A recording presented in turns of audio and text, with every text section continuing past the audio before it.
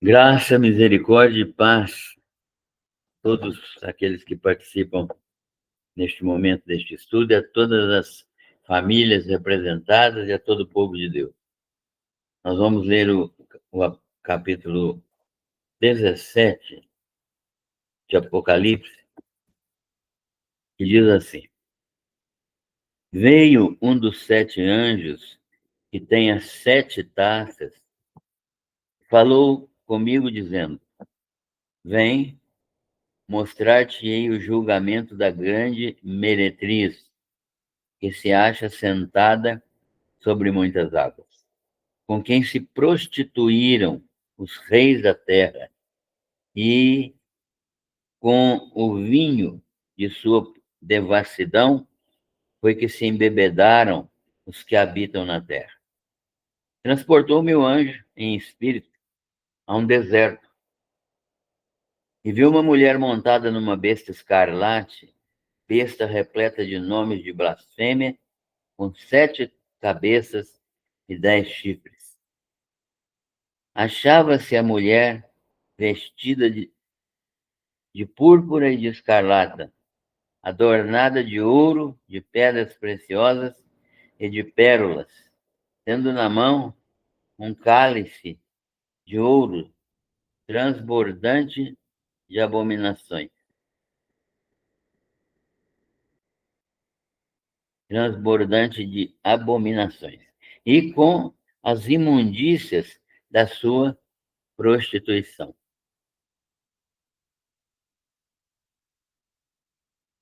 Versículo 5.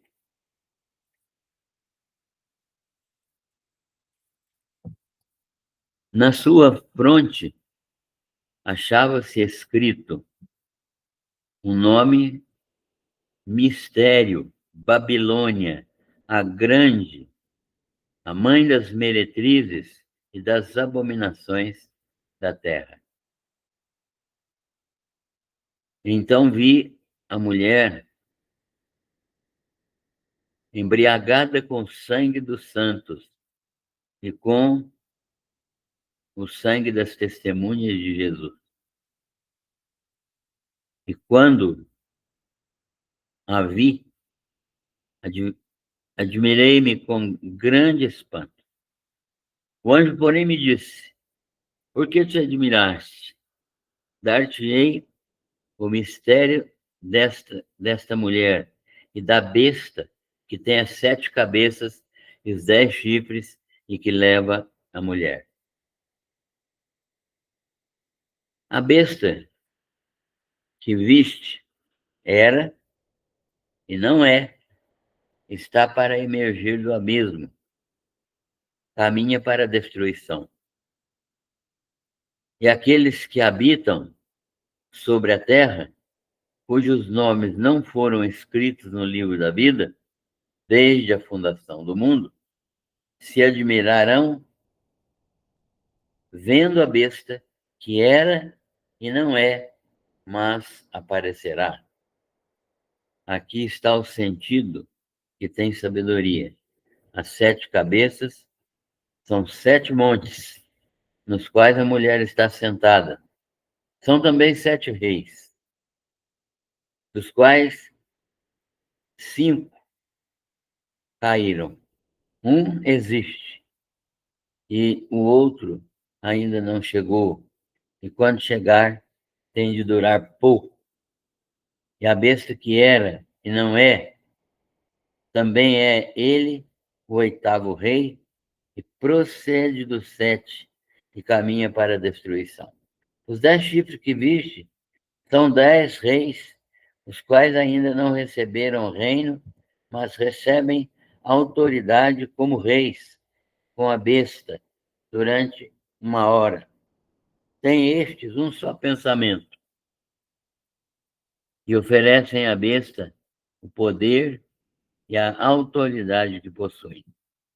Pelejarão eles contra o Cordeiro, e o Cordeiro os vencerá, pois é o Senhor dos senhores e o Rei dos reis.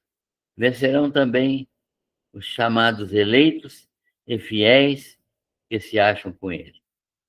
Falou-me ainda As águas que viste, onde a meretriz está assentada, são povos, multidões, nações e línguas. Os 10 chifres que viste e a besta, esses odiarão a meretriz e a farão devastada e despojada. E lhe comerão as carnes e a consumirão no fogo. Porque em seus corações incutiu Deus que realizem o seu pensamento e executem a uma e deem a glória e deem a besta o reino que possuem até que se cumpram as palavras de Deus. A mulher que viste é a grande cidade que domina sobre os reis da terra. Este é o capítulo 7 que nós temos lido e que está aí para nós meditarmos. Que Deus nos abençoe para compreendermos essa palavra. Vamos orar. Senhor, nós te agradecemos, porque tu és o Deus que supre todas as nossas necessidades. Nós te adoramos como o único Deus verdadeiro, porque tu tens planejado detalhadamente todas as coisas antes que o mundo existisse. De modo que o mundo veio para nele se realizar a tua perfeita vontade. E porque a tua perfeita vontade já era conhecida na Trindade perfeita e desde a eternidade passada. Nós te louvamos porque nada é novo para o Senhor. Tudo é eterno na tua mente.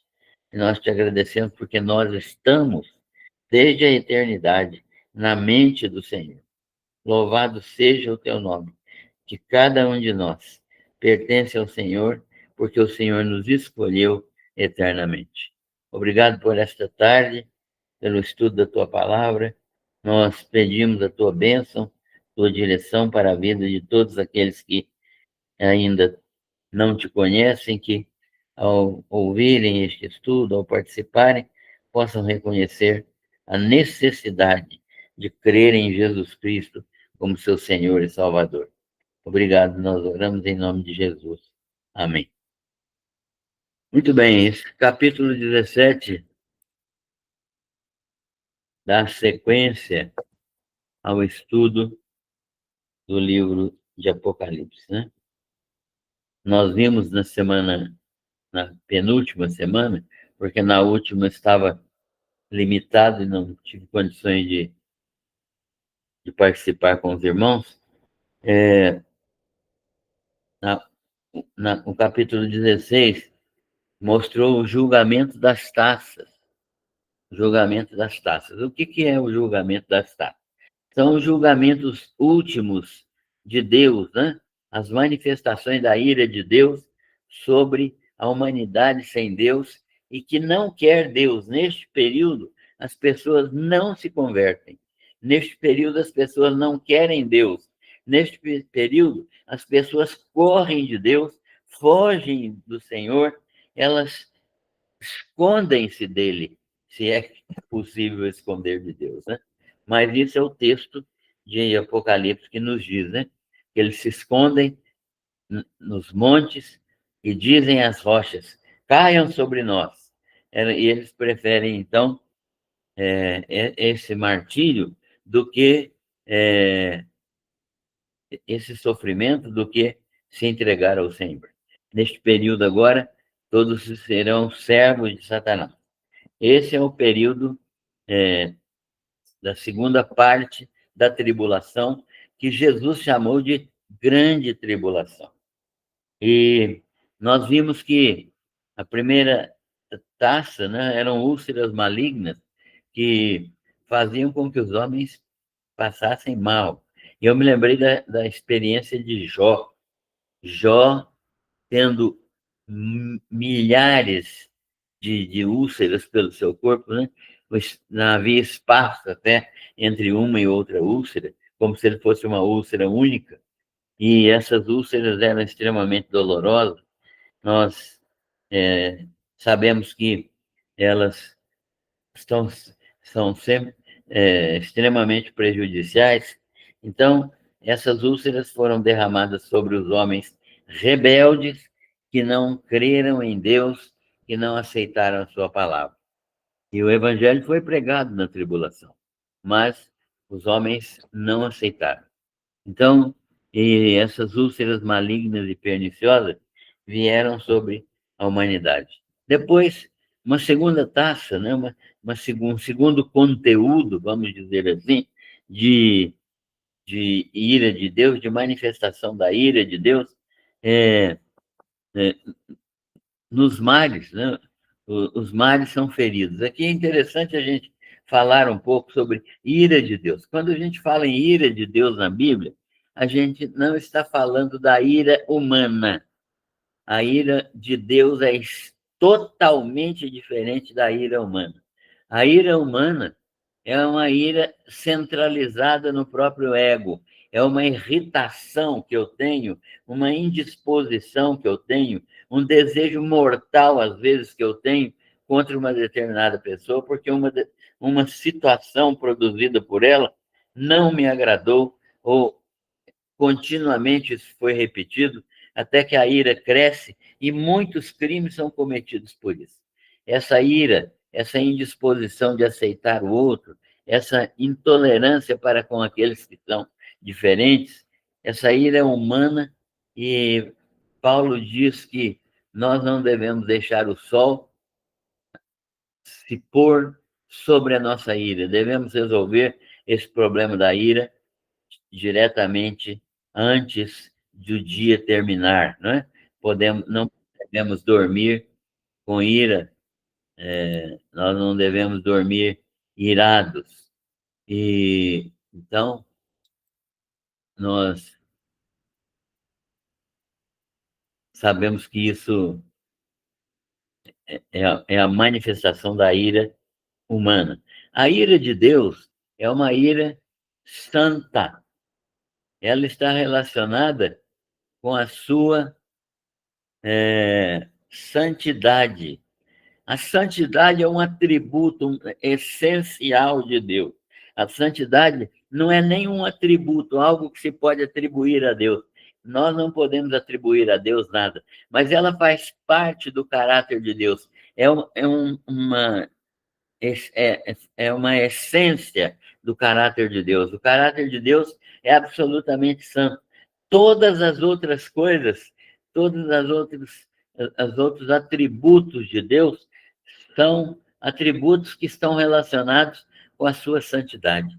A sua santidade determina a sua soberania, a sua santidade determina a sua misericórdia, a sua santidade determina o seu amor, a sua santidade determina a sua graça, porque ele é santo e tudo que ele faz é santo e todos os que se relacionam com ele devem ser santos. Então, a ira de Deus é aquilo que é a reação natural de Deus contra tudo aquilo que não serve ao padrão que ele estabeleceu.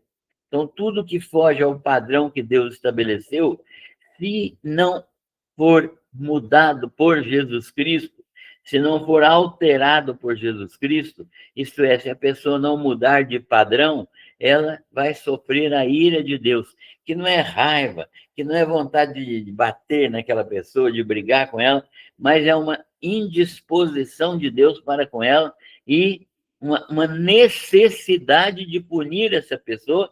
Necessidade por quê? Porque ele é santo e se ele não punir essa pessoa, ou qualquer pessoa que esteja errada, se ele não puni-la, ele não está sendo coerente com a sua santidade. Ele mesmo está desvalorizando a sua santidade.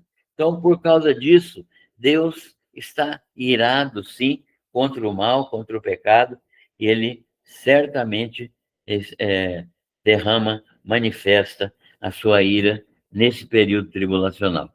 Então, a segunda taça da ira de Deus é derramada sobre os mares, e os mares se transformam em sangue. Isso complica a vida de todo mundo que está aqui na Terra, né? A terceira taça são os rios, os rios são feridos, e as águas dos rios também são feridas, e a água potável também é ferida, né? É tornada em sangue, de modo que as pessoas não têm nem água para beber. E o quarto anjo derrama a ira de Deus, né, sobre a face do sol, e o sol passa a ter uma temperatura absurda. Se são, hoje, 13 milhões de graus centígrados no centro do Sol, imagine isso multiplicado aí por umas 10 vezes. Vai derreter tudo, né? Então, ou vai queimar tudo. Então, Deus vai fazer com que o Sol produza queimaduras nas pessoas, né? A quarta taça é esse calor escaldante. A quinta taça é uma escuridão. Vai haver escuridão, e eu me lembrei aqui do período de escravidão dos israelitas, quando uma das pragas foi a praga das trevas. Houve trevas no Egito, né? Moisés solicitou a Deus, e Deus, então, deu a ele o poder de trazer escuridão sobre o Egito, escuridão total, que ninguém via ninguém nem a um palmo de distância. E essa escuridão vai vir nesse período tribulacional. E a última, a sexta, essa praga da escuridão foi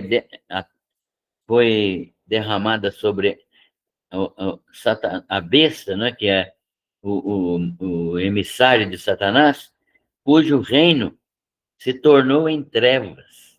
O reino desse anticristo se tornou em trevas. E os homens remordiam as línguas por causa daquilo que acontecia, daquilo que eles sentiam. E, ao invés de receber isso como castigo de Deus e voltar-se para Deus, porque todo castigo de Deus visa resolver, trazer as pessoas para renunciar ao pecado, assim como a disciplina de Deus para o crente, né? O crente não é castigado, o crente é disciplinado.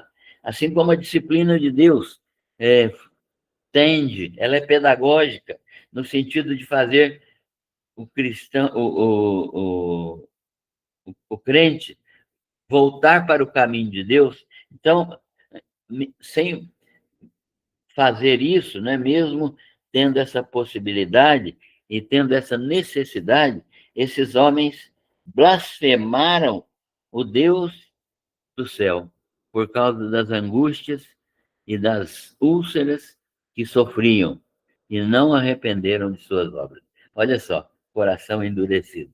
Não arrependeram de suas obras. Isso não está longe daquilo que Faraó fez, né? Faraó não se arrependeu. 10 pragas, e Faraó não se arrependeu, levando o povo egípcio a sofrer a morte dos primogênitos. Bem, então, a sexta taça vai ser uma taça lançada sobre o rio Eufrates. O rio Eufrates é uma fronteira natural entre o Oriente Médio e o Oriente Próximo.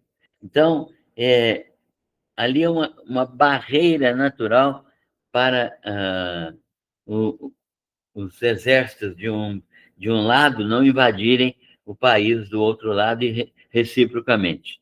Então, ali, o rio Eufrates secou, as águas do rio Eufrates secaram, e para que se preparasse o caminho dos reis, que vem do lado do nascente do sol, ou seja, que vem do Oriente, né? Então, estamos chegando no período do Armagedon, nesse texto aqui, né? No período do Armagedon, o que vai acontecer? Reis e exércitos de todo o mundo se reunirão em Jerusalém, próximo de Jerusalém, nós vamos ver isso no capítulo 17, e vão se preparar para a destruição do povo de Deus, de Israel e de Jerusalém. Agora, qual o interesse de Satanás, que dirige tudo isso, em destruir Jerusalém e o povo de Deus? Qual é o interesse? O interesse é simples. Se o povo de Israel é destruído completamente, e se não há Jerusalém, não há templo, não há possibilidade do retorno de Jesus Cristo e de seu do cumprimento das profecias do rei de Israel. Jesus não será rei de Israel. Como ele não foi da primeira vez quando ele veio, porque eles o crucificaram na cruz. Agora, ele vai voltar para reinar em Jerusalém e em Israel. Mas se Israel for destruída, e é o plano de Satanás é esse, destruir Israel e destruir totalmente o povo judeu, como ele tem feito durante milhares de vezes aí na história, centenas de vezes na história. Então, isso vai frustrar o plano de Deus. Mas quem é que frustra os planos de Deus? Então, derramou o sexto anjo sobre a sua taça sobre o rio Eufrates, e o rio Eufrates foi secado, né? Impedindo, facilitando a, a,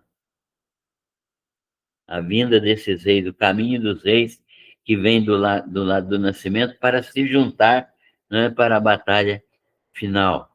Então vi sair da boca do dragão e da boca da besta e da boca do falso profeta 3 espíritos imundos, semelhantes a rãs, né? Porque eles são espíritos de demônios, operadores de milagres.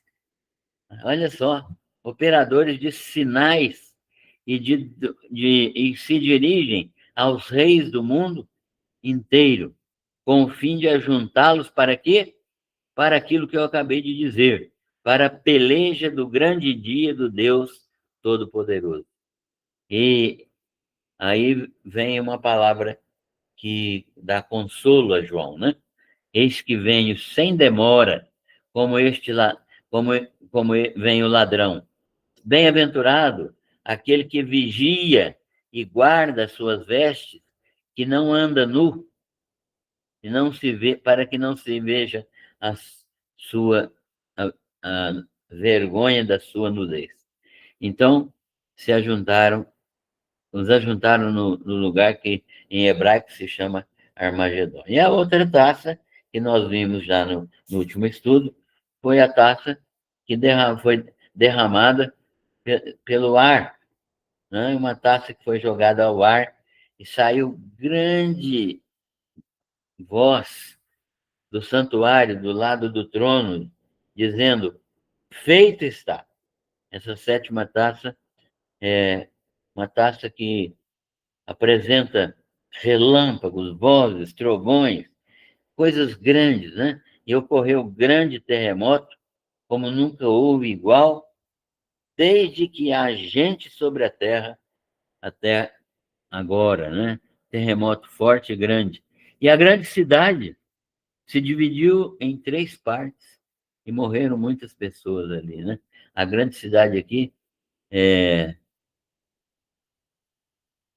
tem uma interpretação que fala dessa grande cidade como a própria Jerusalém, né?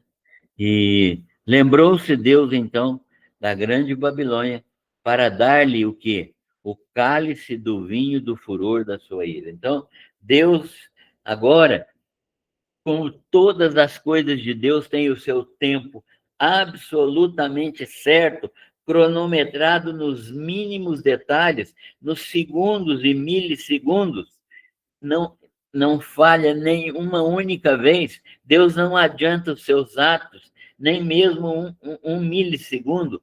tudo acontece exatamente no momento, e isso é bom para a gente não ficar lamentando, chorando, criticando, não aguentando. Deus só trabalha com o tempo absolutamente certo dele, que é o Kairos. O nosso tempo é o Cronos, né? O tempo do relógio. Nós precisamos começar a aprender a confiar e a descansar no tempo de Deus. Então, no tempo absolutamente certo de Deus, vai haver o quê? Deus vai derramar o cálice do vinho da sua ira, do furor da sua ira, e toda a ilha fugirá. Isso é realmente uma visão, uma figura. Toda a ilha fugirá, quer dizer, vai haver submersão de muitas ilhas e os montes não foram achados. Vai haver também uma alteração na geografia da Terra. Então, também desabou do céu sobre os homens grande saraivada, né? Como se fosse uma chuvarada, né? De pedras, com pedras que pesavam cerca de 1 talento. 1 talento, o valor mínimo de 1 talento é mais ou menos 30 quilos. Imagine cair do céu pedras de aproximadamente 30 quilos. Elas chegam aqui embaixo, pela ação da gravidade, com um peso aí de toneladas. Isso caindo em cima de pessoas, né?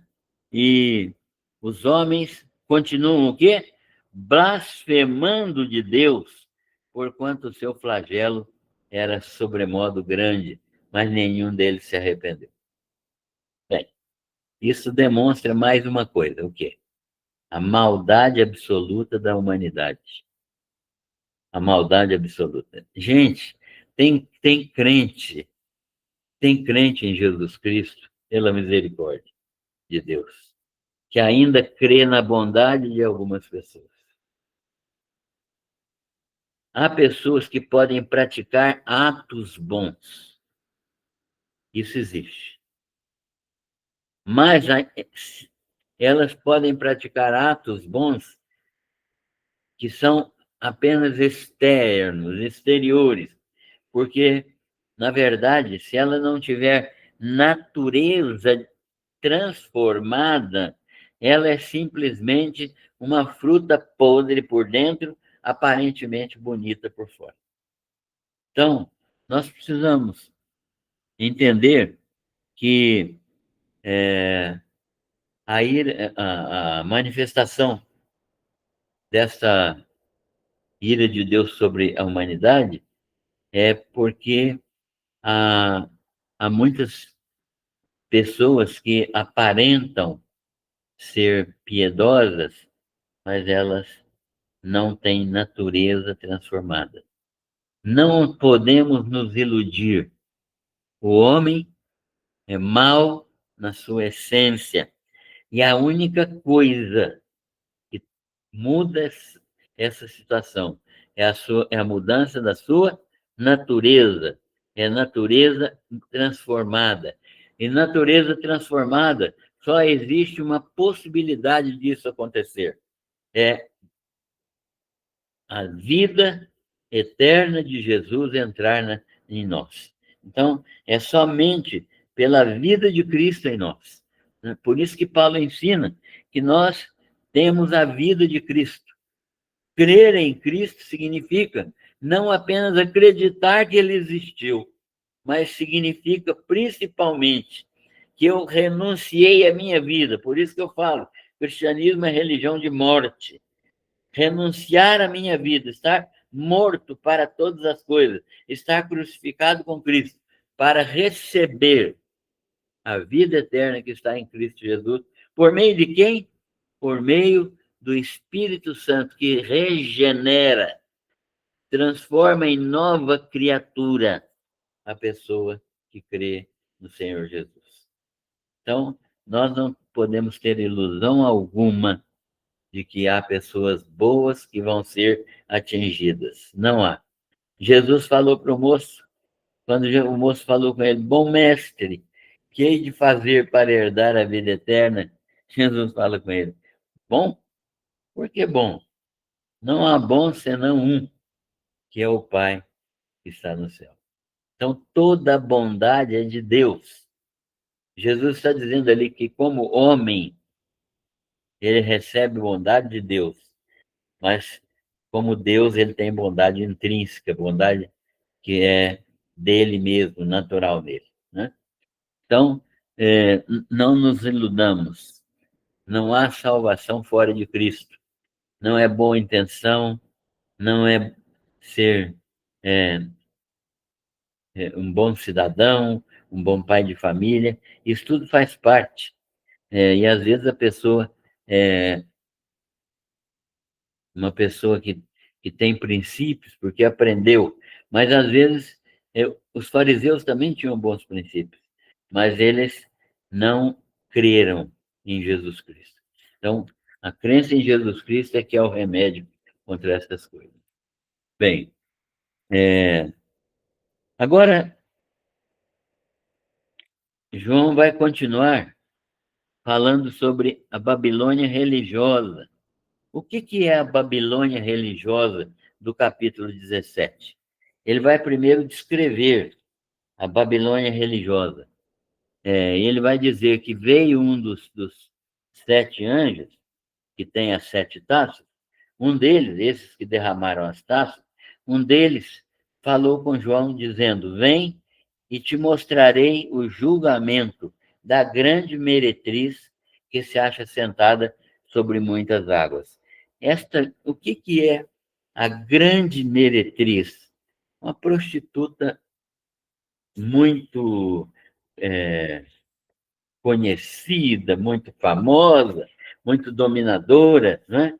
E vamos ver se a gente identifica essa prostituta aqui. A grande meretriz que se acha sentada sobre muitas águas. Então, é uma, uma prostituta religiosa que se acha sentada sobre muitas águas. O que é sentada sobre muitas águas aqui? Sentada é uma posição de domínio, né? E sobre muitas águas na Bíblia, na linguagem profética, representa nações. Então, essa prostituta está sentada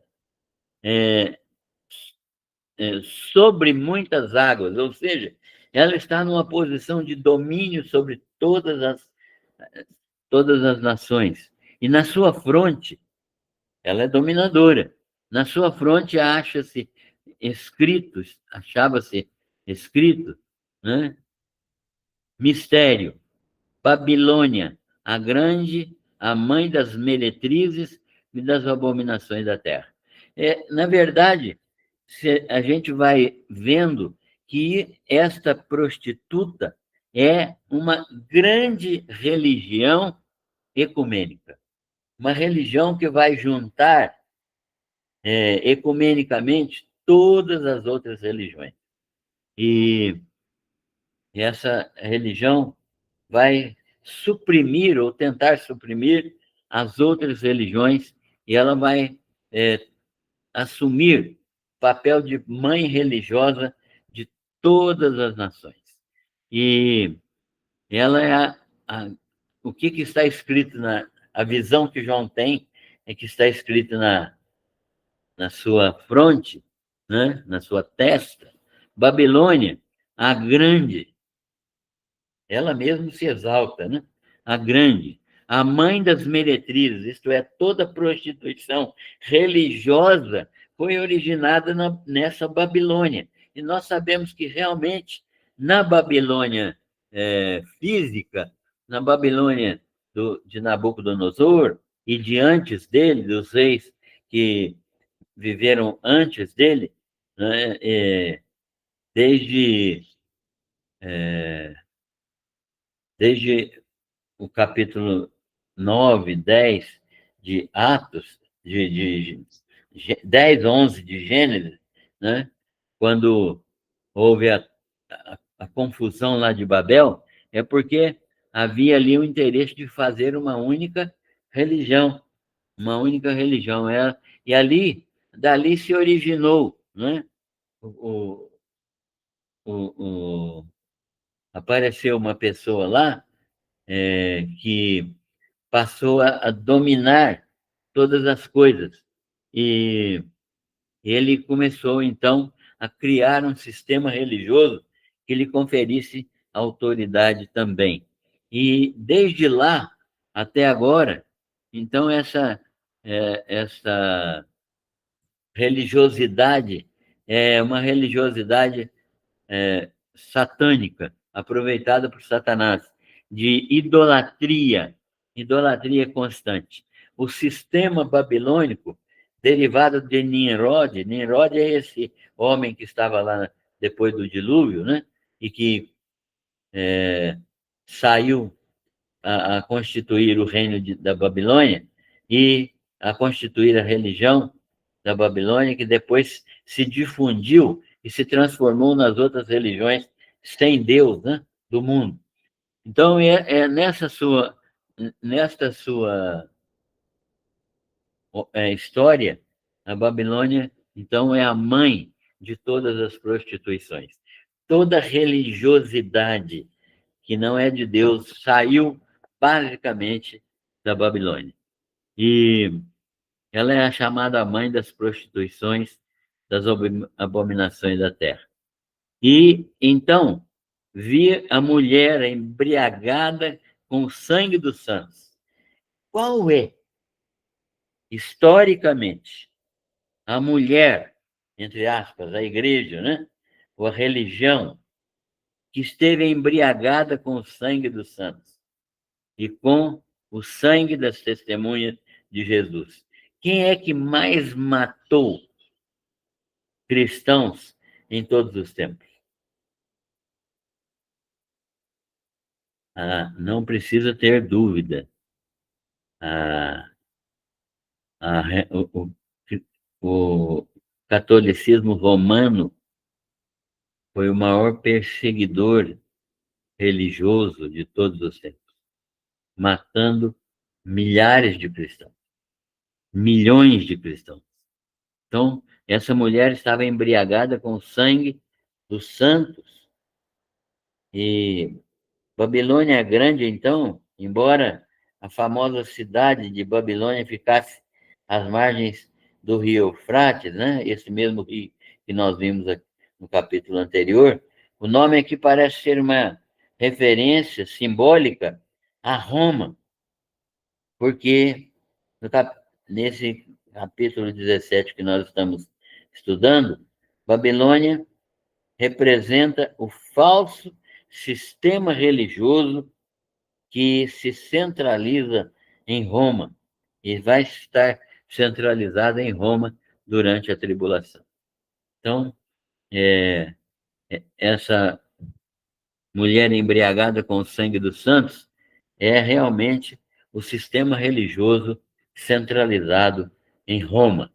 E com o sangue das testemunhas de Jesus. E quando a vi, admirei-me com grande espírito. Então João ficou apavorado, né? Quando ele viu. E o anjo, porém, lhe disse: por que te admiras? Dar-te-ei o mistério da mulher e da besta, que tem as 7 cabeças e os 10 chifres, e que leva a mulher.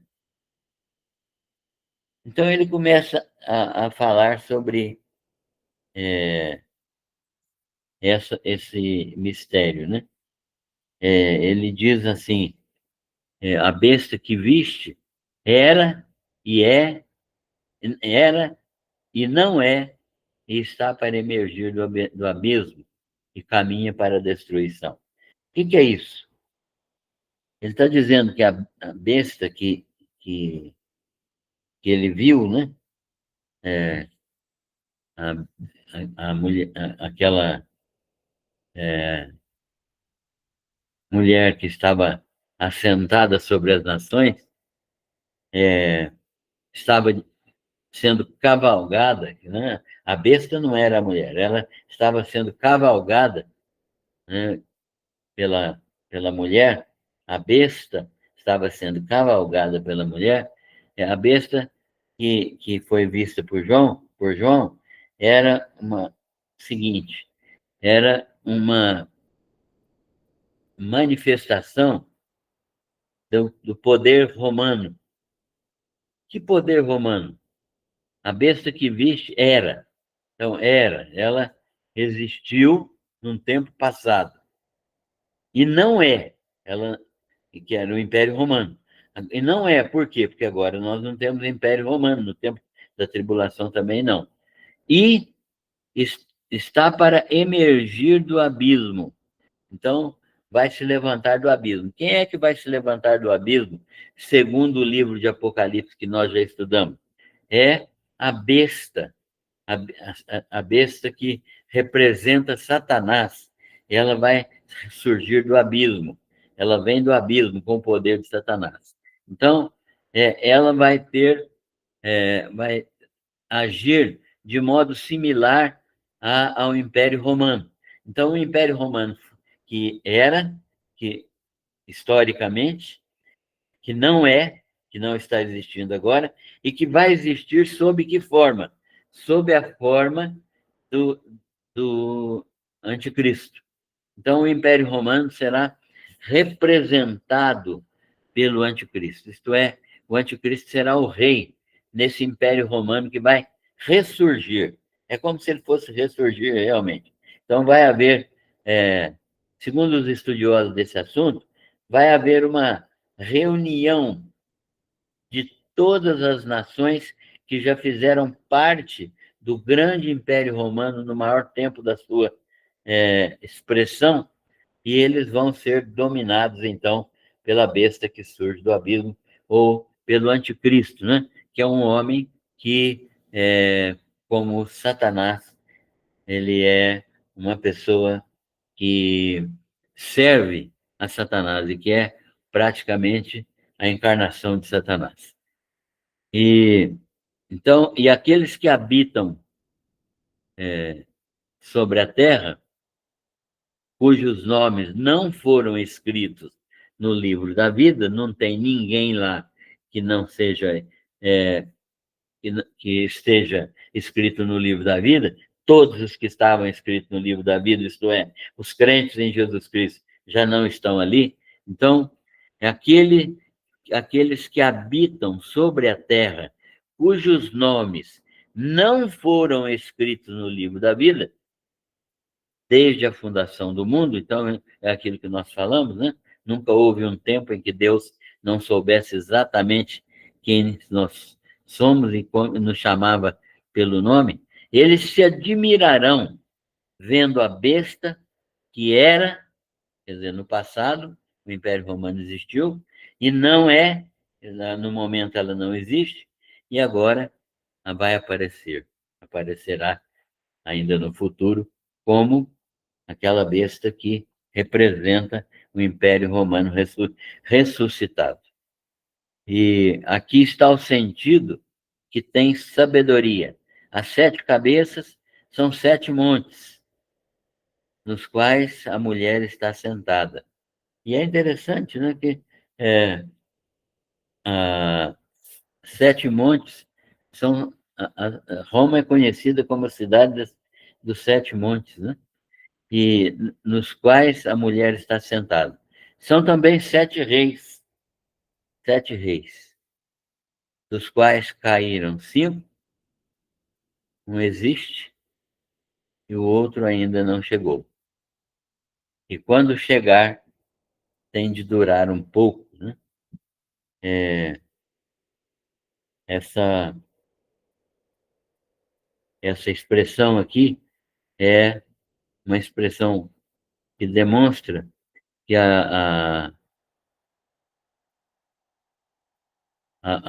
situação será uma situação em que, quando chegar esse tempo, em que as 7 cabeças, em que o anticristo estiver restaurando o Império Romano, né? O Império Romano restaurado, ele será governado por 7 príncipes, os quais já existiram, as 7 cabeças são 7 montes, são também 7 reis, dos quais caíram 5. Então, essa associação, esse agrupamento, essa, esse, essa ajuntamento de países aí, né, para formar um grande, um grande país, né, mas cada um com a sua própria identidade, eles são, cada um tem seu rei, mas todos eles estão debaixo do rei que é o anticristo. E ele certamente vai ah, agir de modo a derrubar esses reis para reinar sozinho, né? Para reinar sozinho.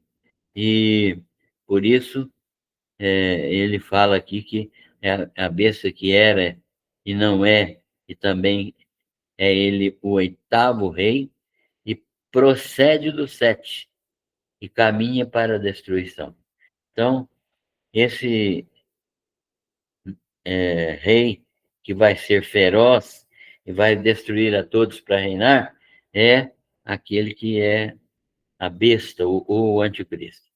Os 10 chifres que viste, está sendo explicado aqui para João, né?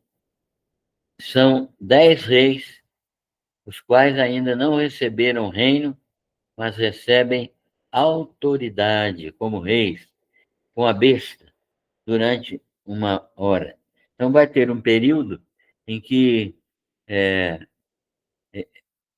esses 10 países serão ajuntados todos e concederão sua autoridade ao anticristo ou à besta durante um tempo. 1 hora aqui é uma expressão que significa um tempo indefinido, nós não sabemos. E eles têm um só pensamento. Qual é o pensamento que esses reis têm? É de oferecer à besta o poder e a autoridade que possuem.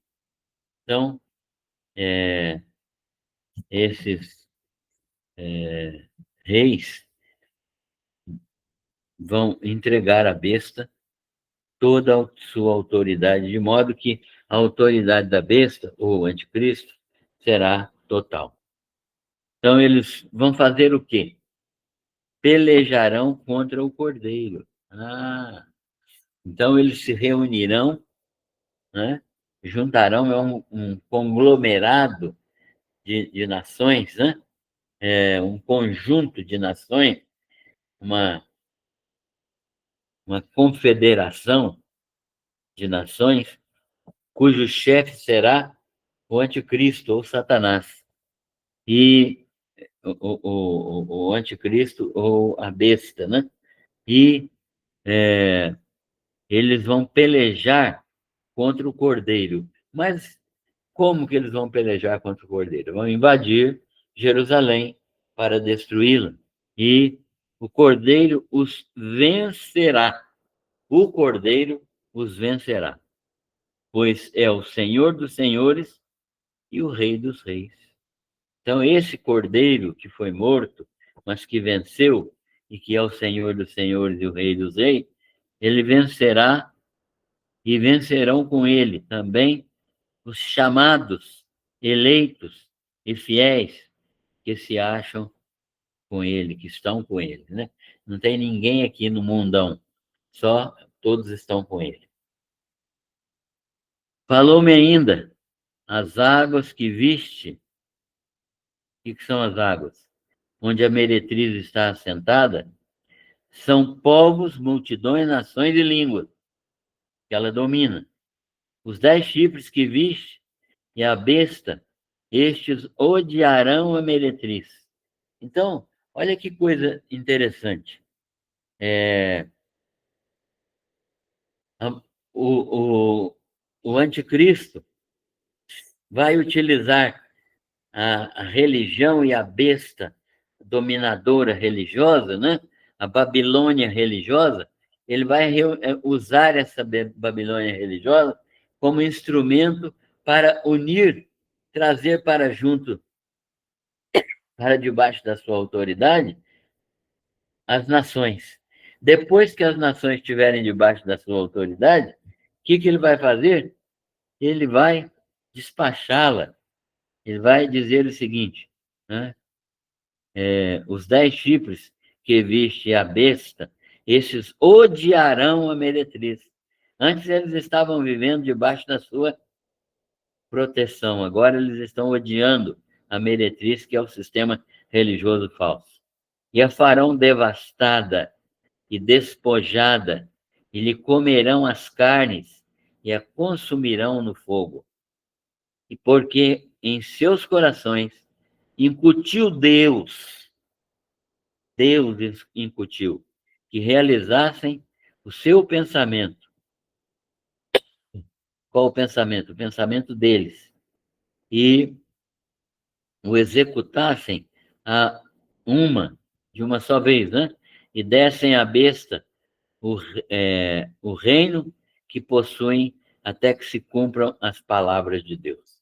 É por isso que o reino da besta vai ser de 1 hora, né? Porque ele vai ter que lutar e destruir a Babilônia religiosa. Então, essa Babilônia religiosa que está aí, e que a gente vê aí dominando o mundo inteiro, né? E, e que ainda vai piorar, porque vai vir uma mistura completa, né? Um ecumenismo intenso, e essa Babilônia vai dominar todos os povos, e ela vai entregar esse domínio ao anticristo, ou Satanás, que ele a besta, né? A primeira besta. Satanás é o dragão. Então, e vai haver um domínio grande, e eles então vão destruir a própria prostituta religiosa, né? A religião, a grande religião ecumênica. E, e isso vai acontecer quando? Até que se cumpram as palavras de Deus. Isso vai acontecer num tempo que Deus vai permitir, um tempo relativamente curto, que Deus vai permitir. Então, João fica sabendo que a mulher que ele viu é a grande cidade que domina sobre os reis da terra. A grande cidade que domina sobre os reis da terra, naquele momento que João está escrevendo o Apocalipse, é exatamente a cidade de Roma. Então, nós temos isso aqui muito claro. É por isso que a gente fala não contra os católicos. Eles precisam apenas de conhecer melhor a Bíblia e entregar suas vidas ao Senhor Jesus, não a Maria, não a Pedro, não a Paulo, não ao Papa, não a ninguém. Entregar suas vidas ao Senhor Jesus, crer nele e deixar de crer em qualquer outra coisa que não esteja na Bíblia. Mas não é contra eles que nós somos, mas contra o sistema religioso idólatra, o sistema religioso pagão, que é o romanismo. Então, isso aqui, esse capítulo 17 mostra que o próprio Satanás vai ordenar a destruição desse sistema religioso. Porque Satanás não é só contra os crentes, não. Ele é contra todo e qualquer sistema religioso. Não só contra o Deus de Israel, mas contra qualquer outro tipo de Deus que exista na humanidade. Então, ele não tem simpatia por nenhum sistema religioso e por nenhum Deus. Seja o Deus de Israel, que é o único Deus verdadeiro, sejam os deuses falsos do hinduísmo, do brahmanismo, do confucionismo, né? Sejam os deuses falsos aí dessas religiões orientais, né, ou do cristianismo apócrifo, desse cristianismo que não é bíblico. Então, isso é o que nós sabemos que vai acontecer. A mulher que. E aí a identidade. A mulher que viste é a grande cidade que domina sobre os reis da terra. Então, no capítulo 18, se Deus nos permitir estudar, nós vamos ver, então, como que isso vai, juntamente com a Babilônia comercial, né? A, a, uma, é,